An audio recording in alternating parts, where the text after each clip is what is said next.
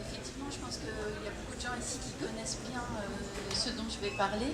Ce qui fait que je pense que, comme on a beaucoup parlé d'anti-lovag, je vais peut-être passer plus vite et aussi sur le plan technique et puis montrer quelques images de ce qui s'est fait à l'époque. Alors moi, je suis plutôt historienne des 30 Glorieuses, on va dire. Donc, je vais vraiment me focaliser sur les années 60 et 70 en France, en resituant un peu ce qui se passe aussi dans le monde.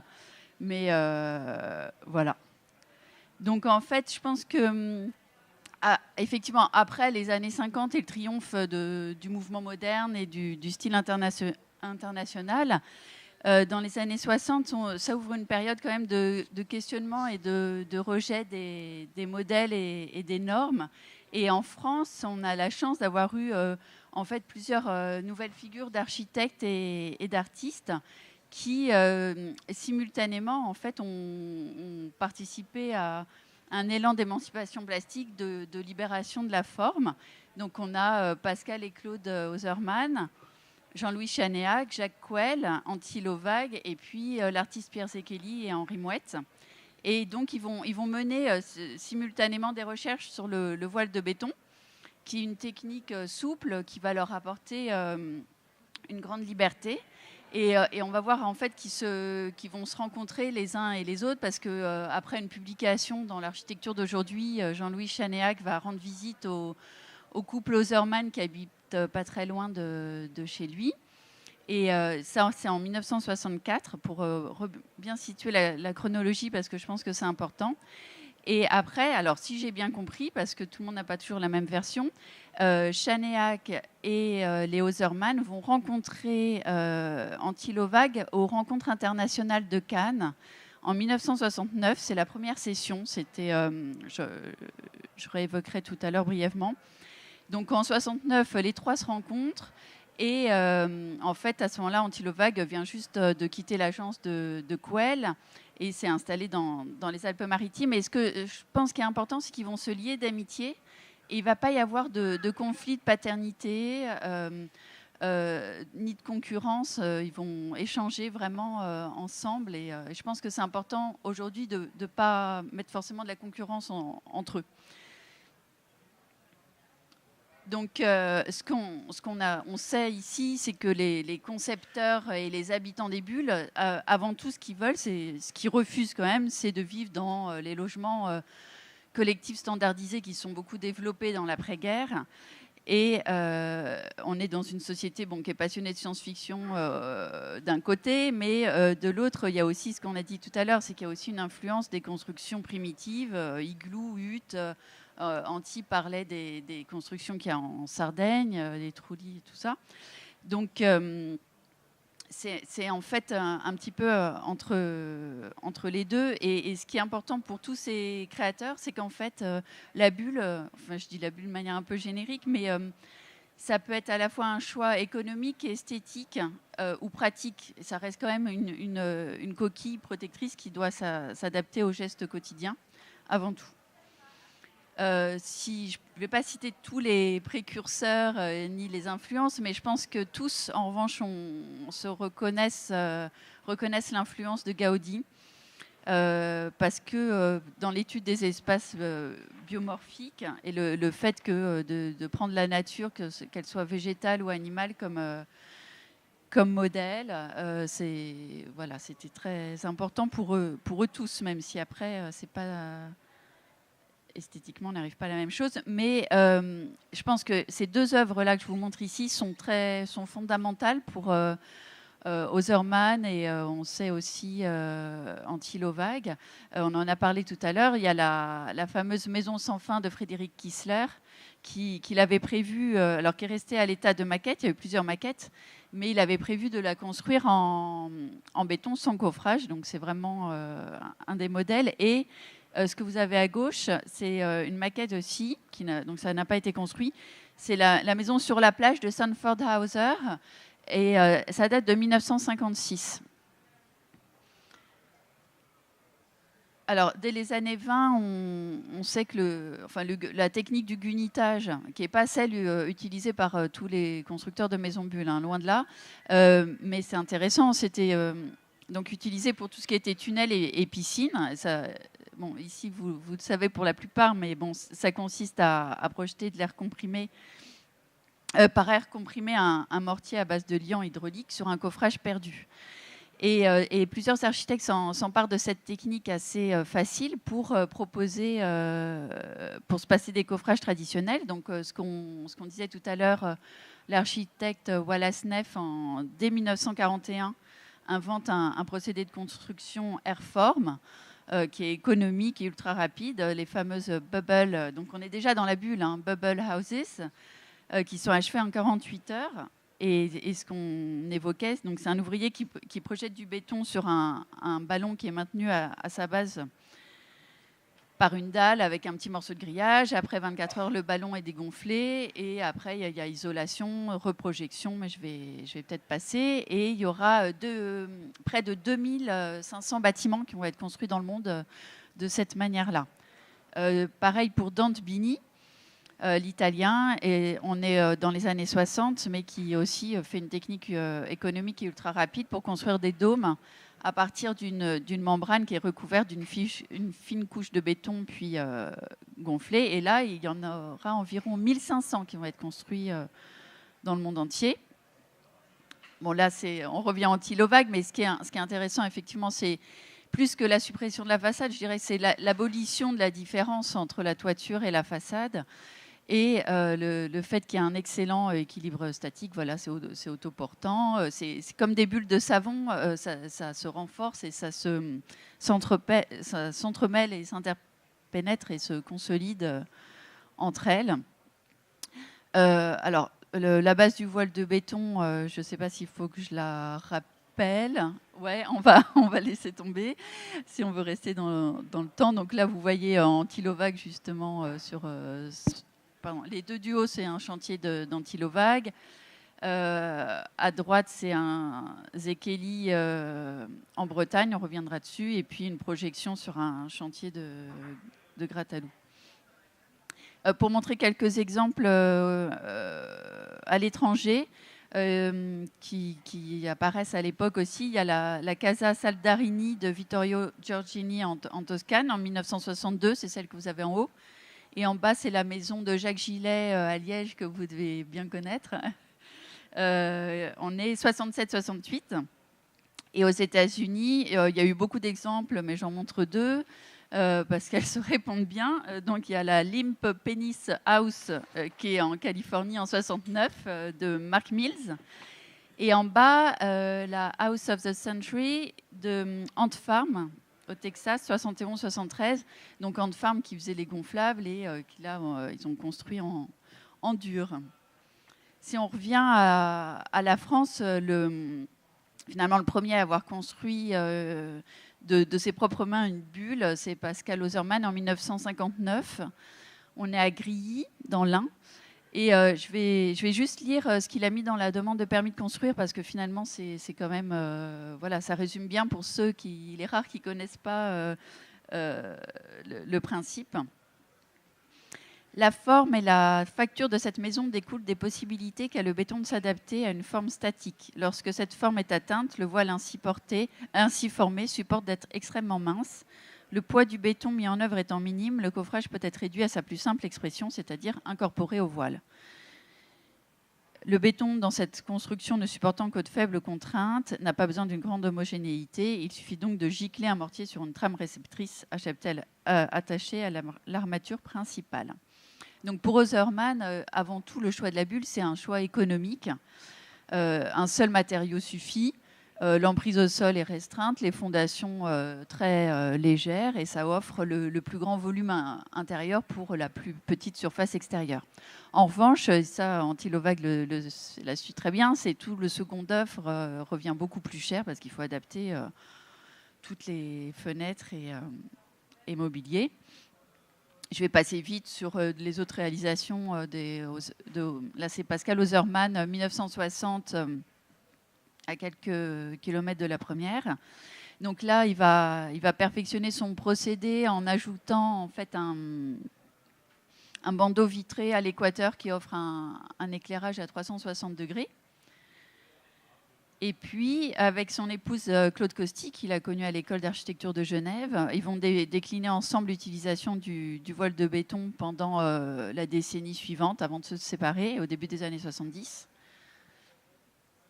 Donc là, je pense une de leurs plus belles réalisations, parce qu'il y a plusieurs formes. C'est le balcon de Beldon en Isère.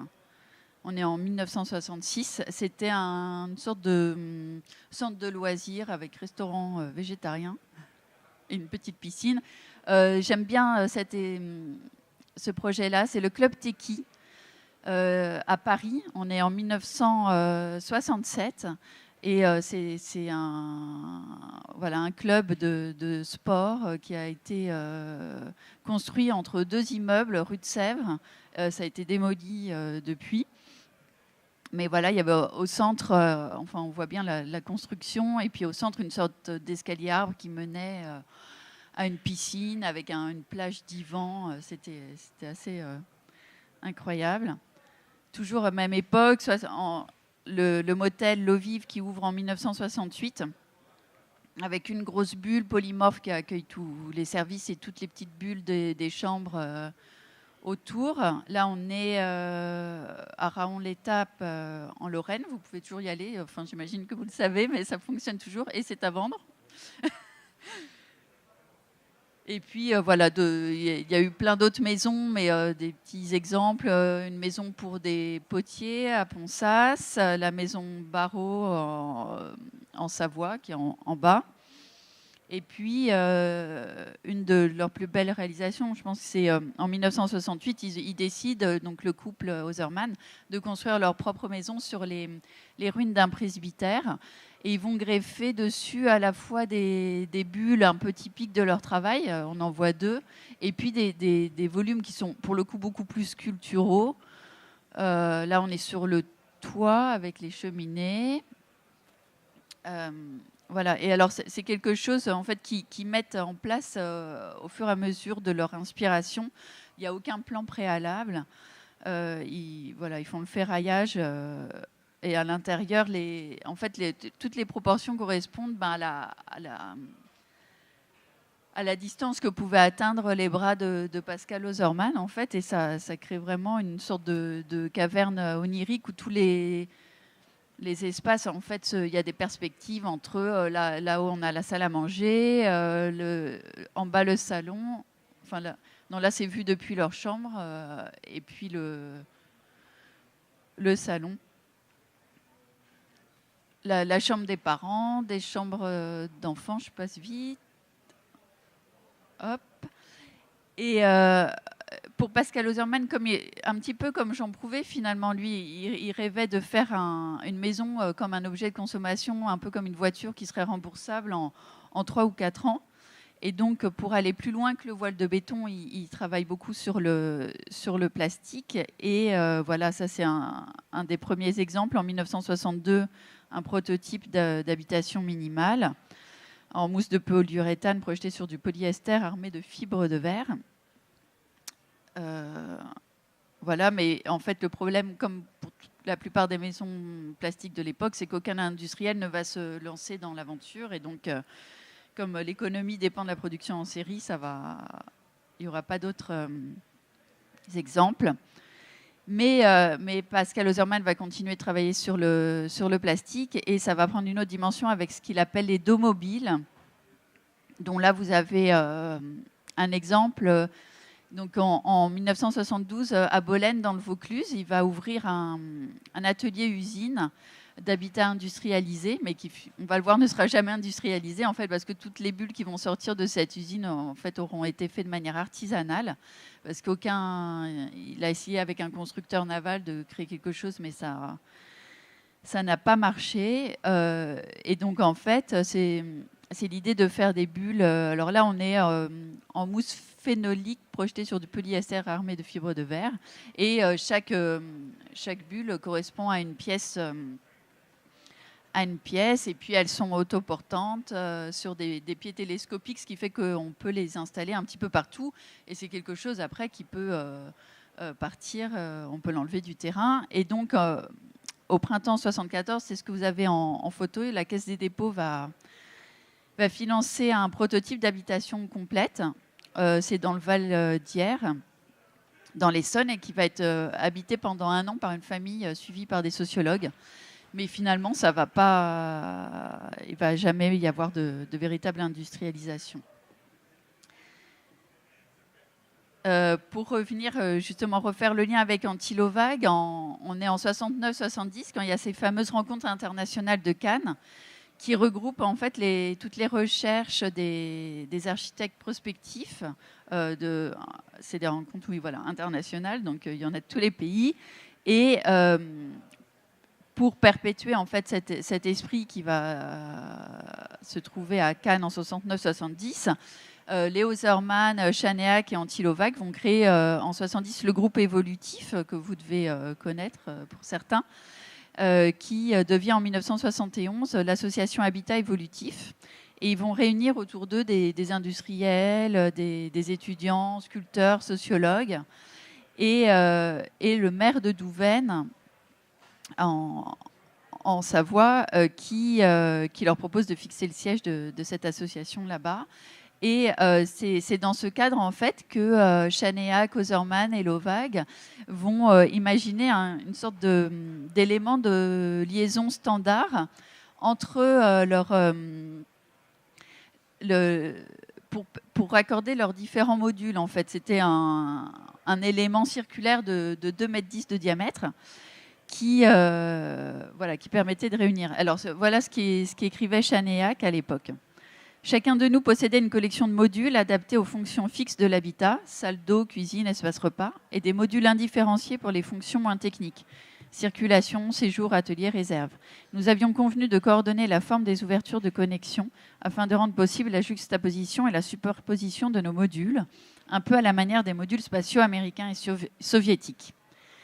Et là, il a failli se passer quelque chose d'assez incroyable à Douvaine, mais qui n'est pas allé jusqu'au bout. C'est qu'en 71, donc le maire de cette commune de Haute-Savoie, qui est une commune en pleine crise de croissance, parce qui est pas très loin de Genève et qui est voué à avoir des lotissements à perte de vue à la sortie de sa ville. Donc le maire propose de construire un nouveau centre-ville à Ozerman et en fait, ça va être conçu comme une expérience d'urbanisme évolutif. Et là, vous voyez la maquette.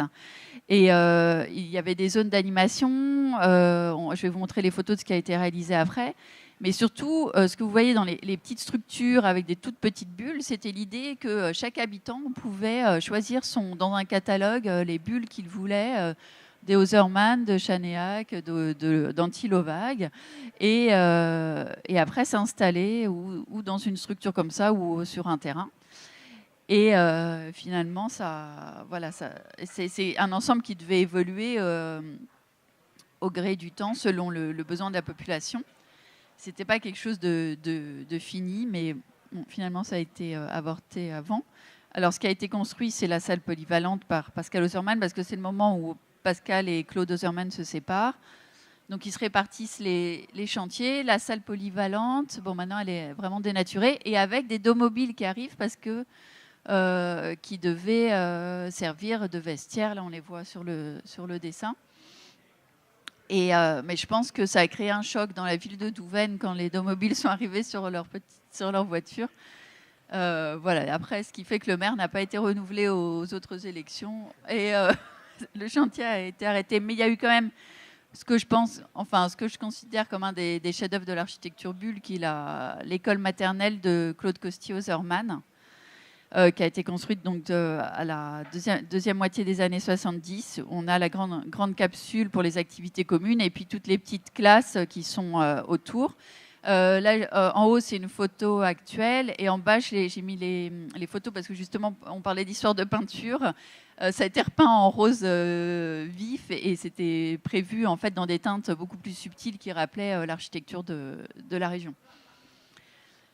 Voilà, je passe sur les arcades il devait y avoir une grande toile avec un mât et tout, mais bon, tout a été stoppé avec l'éviction du maire. Et puis, chacun de leur côté, en fait, ils vont, comme Antilovac, concevoir des maisons pour des autoconstructeurs.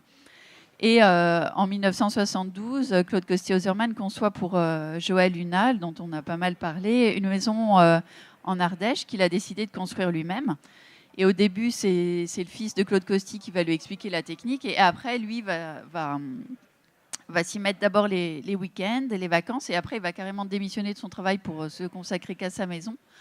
Et donc, finalement, Claude Costier va suivre le chantier et établir des plans de ferraillage au fur et à mesure sur plusieurs décennies parce que, bon, après, il l'a perfectionné, peaufiné, mais la maison, elle est censée être achevée en 2008. Donc, voilà.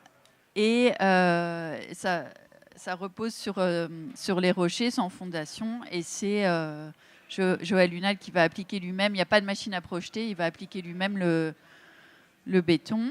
Donc là, la première bulle construite, la façade d'arrivée, qui correspond plus au projet d'origine, en fait. Là, pour ceux qui connaissent le fameux livre de Joël Hunal, on retrouve l'axe de la photo de couverture. Voilà, donc son livre, c'est en 1980, Pratique du voile de béton en autoconstruction, et dans lequel il fournit plein d'indications très, très précises et il recense les différents protagonistes qui intervenaient à l'époque. Hop, encore quelques photos.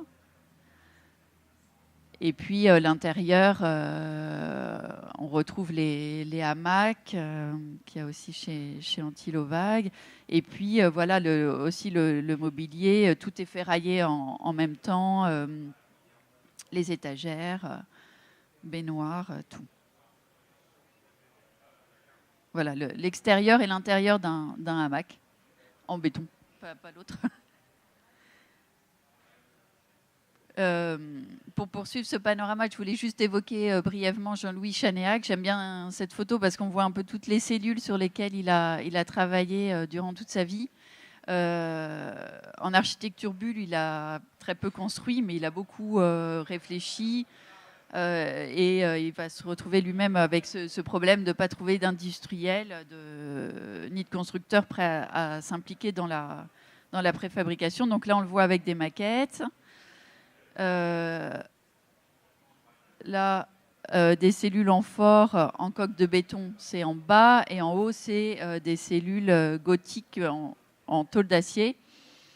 Ça, c'est après la crise de 73. En fait, il a laissé tomber le plastique pour s'orienter vers ça. Mais alors, sinon, Chanéac, pour ce qui m'intéresse aussi chez lui, c'est son fameux manifeste de l'architecture insurrectionnelle en mai 1968, qui lie à l'Académie royale des beaux-arts de Bruxelles. C'est une sorte de cri de révolte contre la médiocrité et la raideur de la production moyenne à l'époque, forcément avec le volume de tout ce qui a été construit.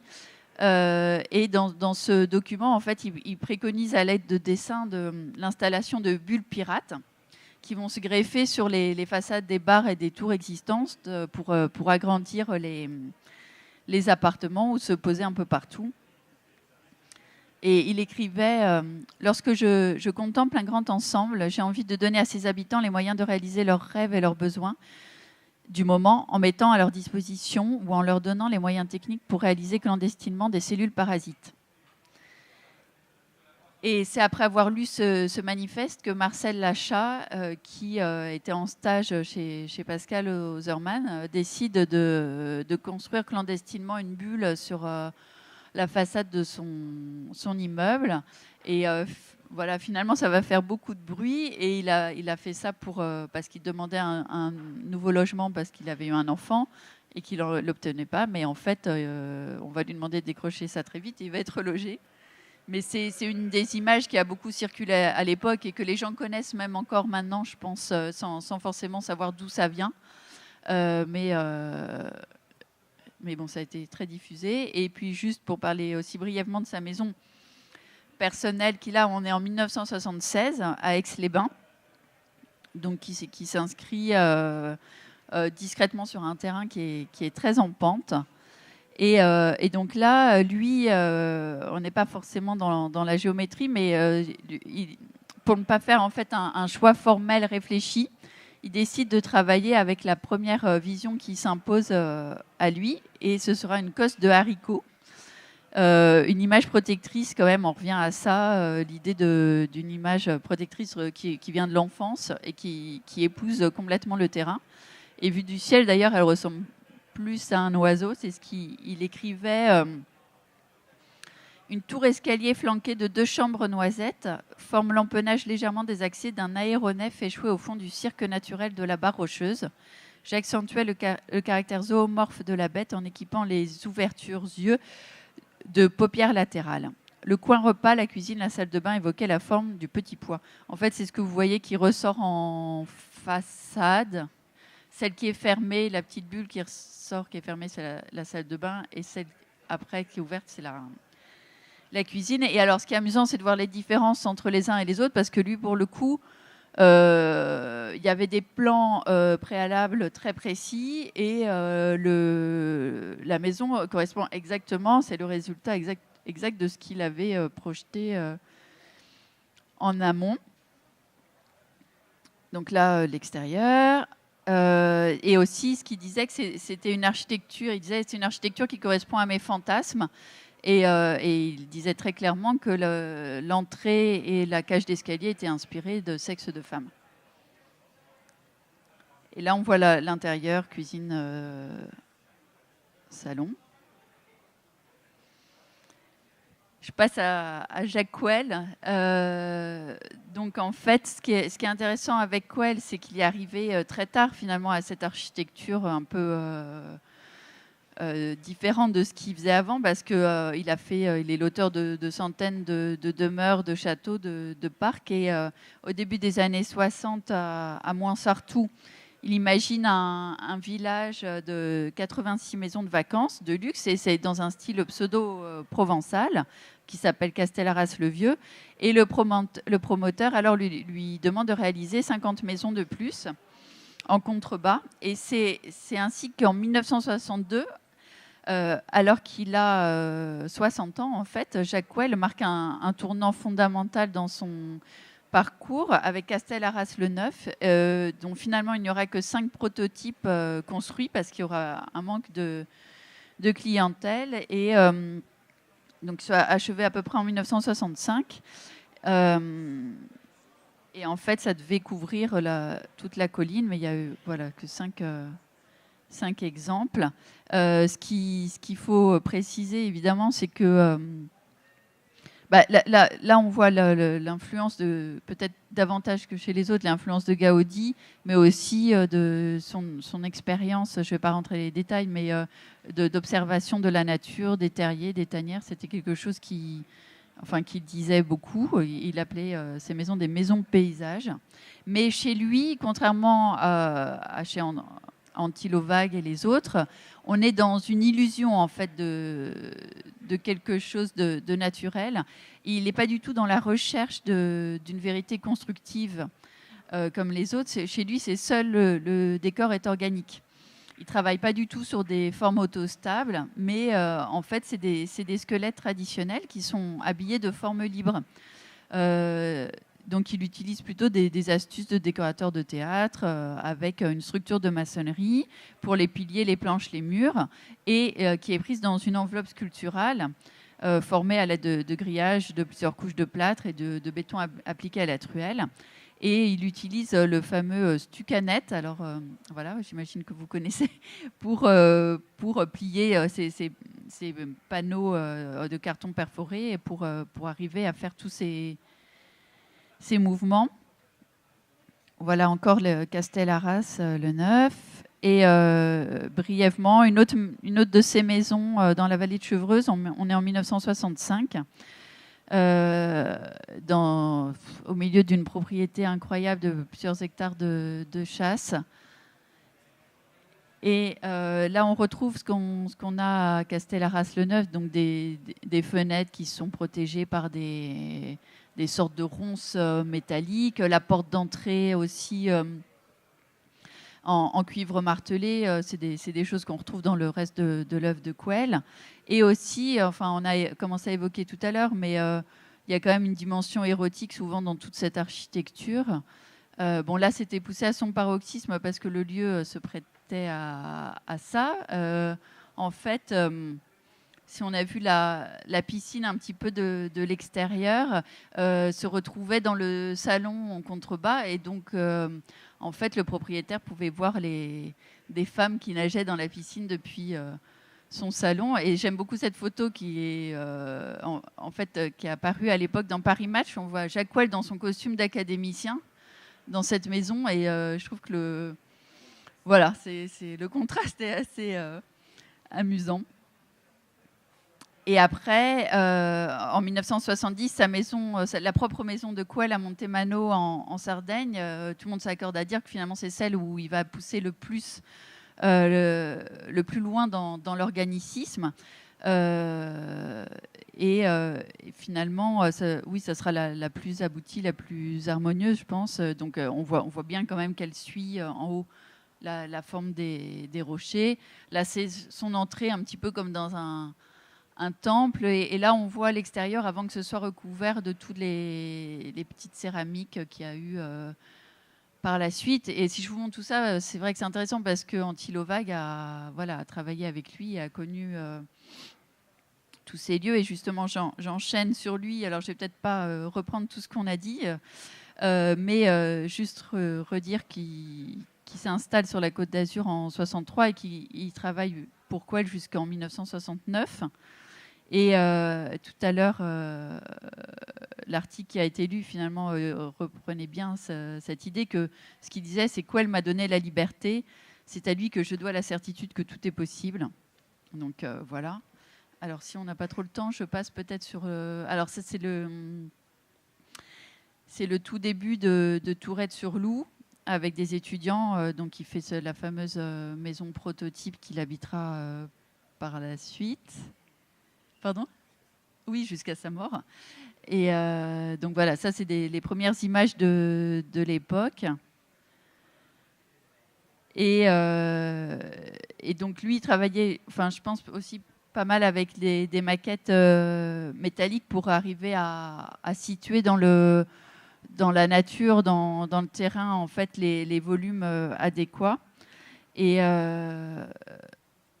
oui, voilà, c'était sa méthode de travailler lui. Et c'est là qu'on voit que c'est vraiment profondément lié au terrain.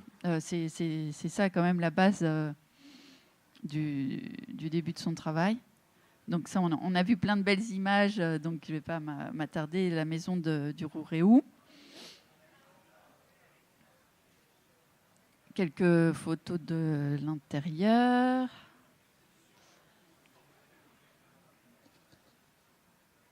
Voilà, je ne vais pas redire tout ce qu'on a dit. Après, la maison de Pierre Bernard. Alors, bon, là, on voit pas très bien. L'intérieur dans les années 70, avec l'historien Gilbert Luigi et je ne sais pas qui est le troisième homme. Et le fameux Palais Bulle. Et là, quelques images qui voulaient illustrer la partie habitologie avec tout le mobilier complètement conçu de A à Z. Voilà, les placards tambours, lits circulaires rotatifs, cheminées mobiles, table amovible avec plateau tournant qui se glisse au centre de la banquette et qui après se retourne vers la cuisine. Enfin, vous connaissez mieux que moi tout ça. Et mais ce que j'ai bien aimé, on en a parlé tout à l'heure, c'est l'idée qu'il travaille pour des gens qui ont des moyens financiers parce qu'il ne veut pas expérimenter pour des gens il ne veut pas faire subir en fait toute cette architecture laboratoire à d'autres gens. Mais après, ça ne va pas l'empêcher, ce qu'on a déjà vu, de travailler avec des autoconstructeurs et aussi de donner des conseils, de prêter ses gabarits. Et là, j'ai une petite photo. Alors, je ne sais pas si vous connaissez ce lieu. La Goupille. Donc, c'était un atelier de réparation de voitures. Et Voilà, et puis une petite image du Centre d'études et de recherche en géodynamique et astronomie pour l'Observatoire de Cossol dans les Alpes-Maritimes. Ce que j'aimais bien aussi, c'est que là, pour le coup, il a choisi le gris qui se fond dans voilà, ce paysage très minéral, alors que les autres maisons qu'on a vues avant, c'était l'idée de faire quelque chose d'ocre aussi qui se fondait dans les rochers de la côte. Et le dernier groupe, duo d'architectes, en fait, de créateurs plutôt, dont j'aimerais parler, évoquer brièvement, c'est l'architecte Henri Mouette et le sculpteur, pour le coup, on peut dire d'origine hongroise, parce qu'on rigolait sur les origines d'Antilovag, Pierre Zekeli, qui vont travailler ensemble dans les années 60 et 70. Et là, ce que je vous montre, c'est en 1965, l'association de vacances familiales Le Renouveau fait appel à eux pour un village de vacances à Begmail en Bretagne. Et très rapidement, en fait, Pierre Zekeli avait déjà réfléchi au voile de béton depuis plusieurs années, mais là, il s'est dit le voile de béton sur coffrage perdu, ça paraît la technique la plus efficace. Enfin, Henri Mouette aussi, l'architecte, y pensait. Et notamment, alors c'est marrant de voir chacun quelles étaient leurs sources. Eux, ils avaient vu en 1966 ou un petit peu avant, je ne sais plus, il y avait eu un grand article qui avait paru en France sur une station-service de Floride en forme de dinosaure qui est par un Américain qui s'appelle Richard Allen Rose. Et Henri Mouette va entamer toute une correspondance avec lui pour avoir des conseils techniques. Et donc, après, ils vont entamer le chantier de Begmail en 1968. Donc là,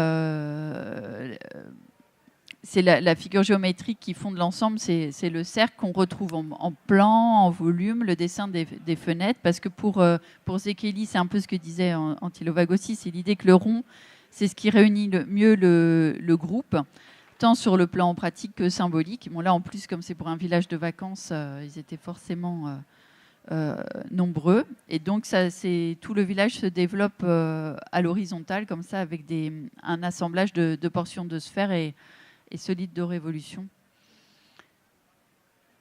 Et là, c'est le club des adolescents que j'aime bien parce que on voit les motifs géométriques de la femme de Pierre Zekeli, Vera Zekeli, qui depuis ont été démontés, hélas.